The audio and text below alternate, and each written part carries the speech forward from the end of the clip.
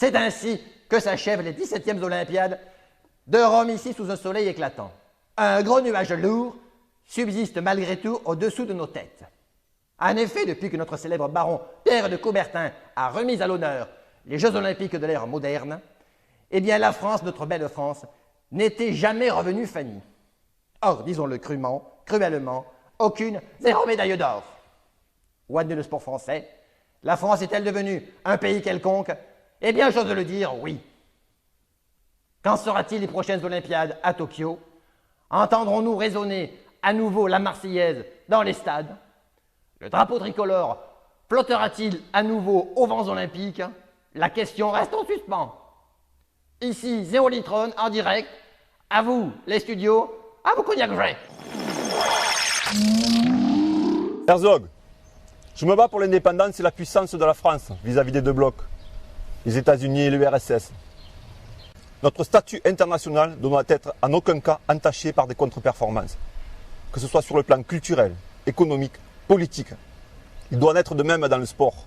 Le sport devient un enjeu international. La télévision va renforcer ce phénomène. Vous verrez. Comment avons-nous pu être aussi ridicules en Italie? Mon général, j'entends votre attente et je vais m'y atteler efficacement. Je vais immédiatement remplacer les hommes à la tête des fédérations sportives. Ils ont fait preuve d'une rare incompétence, tous des minables.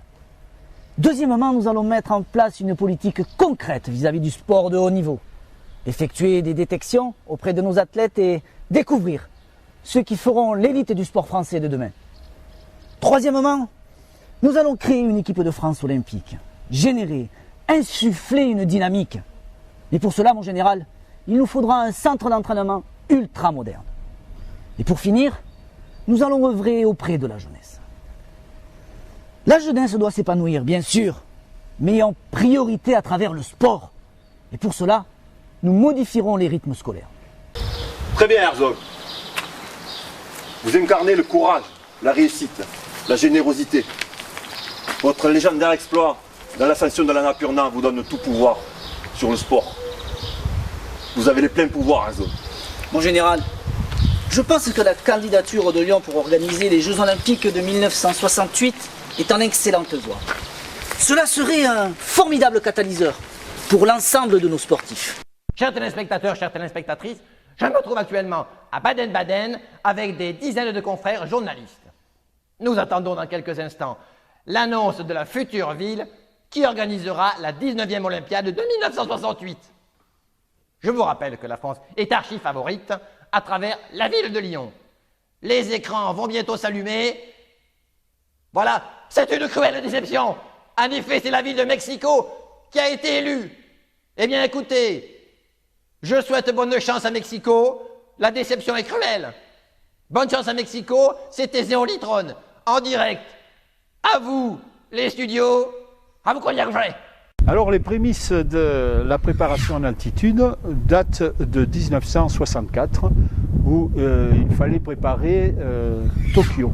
On savait que les prochains Jeux allaient être à Mexico, on savait qu'à Font-Romeu un grand centre allait être créé, mais déjà dès 1964 il fallait préparer cette installation du CNEA.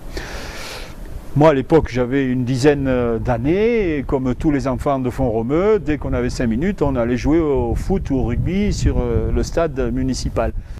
Il y avait l'équipe de France olympique de boxe qui jouait au foot, et parmi eux, il y avait un certain Joe González. Et quand on est jeune, on est toujours plein d'admiration devant les grands champions. Hein. Le jour de la finale à Tokyo, du match de boxe de Joe González, moi j'étais pensionnaire à Perpignan et j'ai écouté la nuit durant le match de Joe González et je suis resté en haleine. Bon, il n'a pas gagné.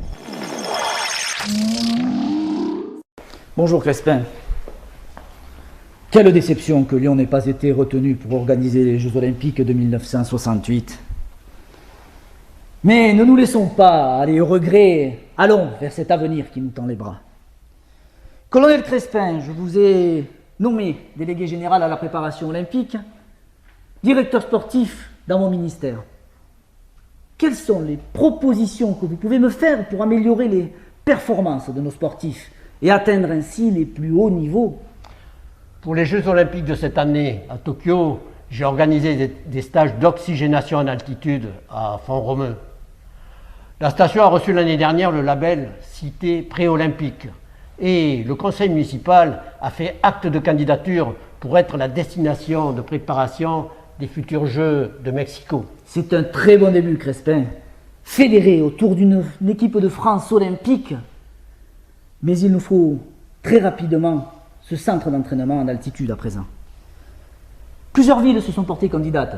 Chamonix, Tignes, Font-Romeu. Font-Romeu dispose d'un climat très agréable, très propice à la pratique sportive. C'est un point très positif.